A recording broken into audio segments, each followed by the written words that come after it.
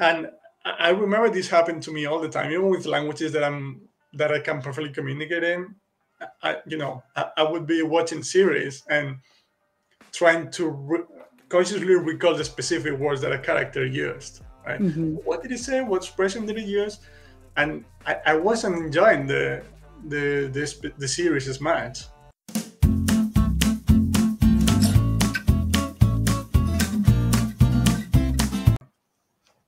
Yeah, because we're conscious about it when we hear a specific word. Kara, I'm sure you can relate to this. We're watching a documentary, we're reading a book, whatever it is. We understand a specific word. I'm just going to talk about a specific word, but we understand a specific word, but we try to remember it, right?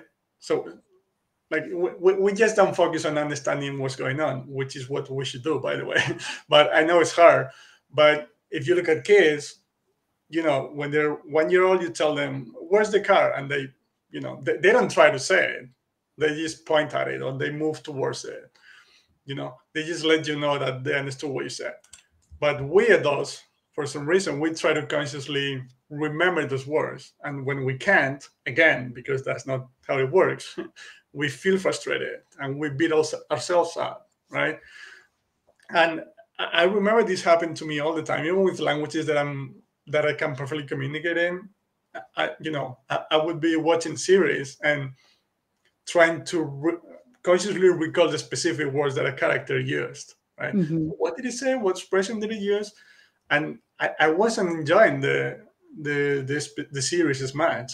And now I've learned to relax and just focus on understanding the message, understanding what's going on, because I know with enough repetitions of that specific word or structure in context, sooner or later it's just going to stick here. Hmm. Don't tell me how the process when it comes to neurons actually works, but it works that way, you know. And it's just so much more relaxing, and you get to actually enjoy every single minute of it, like I said, and every activity you're part of. Hmm. And even more to speak to your point, 2-year-olds have maybe 4 or 5 words at their disposal, maybe 4 or 5. So it takes 2 years to really even Hmm. once until you even get to that language explosion. Like at 18 months is when you can expect your baby to even say their first word. And then after that, like 2 years is when all of a sudden it just you get an explosion of words. And then I promise you after 2.5 years, like you'll never get them to shut up again after that. But for adults, even though L1 and L2 learning is not exactly the same process, we have a lot to learn, exactly as you said, from children, as they are looking for meaning in everything that happens. They're not focusing on specific Exactly. words because they are looking for the meaning. And to even prove this point, I think it's really interesting to pay attention to these specific pieces of acquisition that we've found to be true. Like, this is why you should, whether you are either teaching or learning or doing both right now, why you should relax a little bit on the structure, or like leave it behind altogether if you can. But that's not flexible for everybody. That what both L1 and L2 learners learn first are the things that happen the most often in speech. So what I mean by that is they learn their verbs. Think about how often we learn verbs in just this order.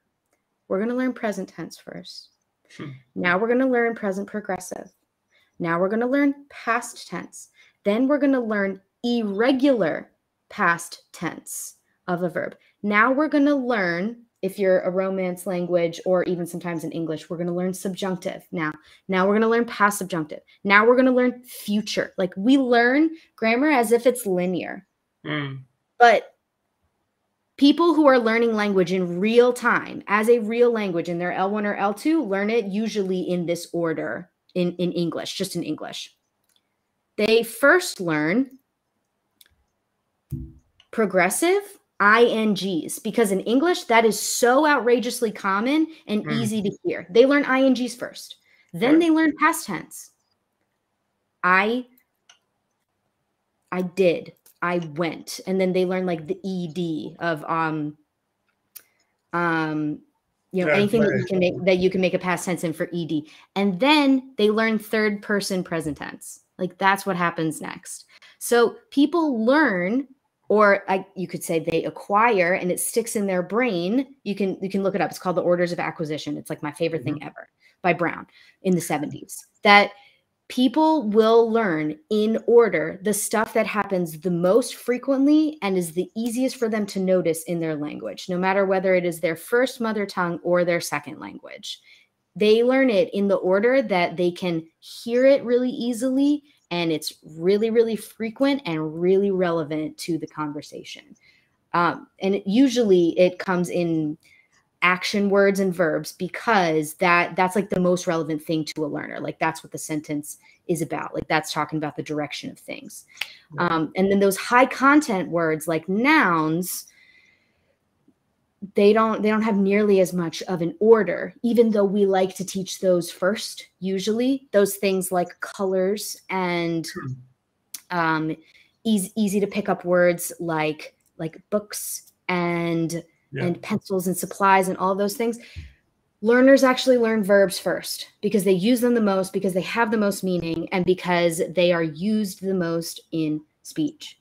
So the stuff that you're when you crack open a book, or when you're looking at any kind of learning program, that I've like 90% of the time, when you're opening a learning program for a language, most of the time it's going to teach you a couple like content words, nouns, and things like that.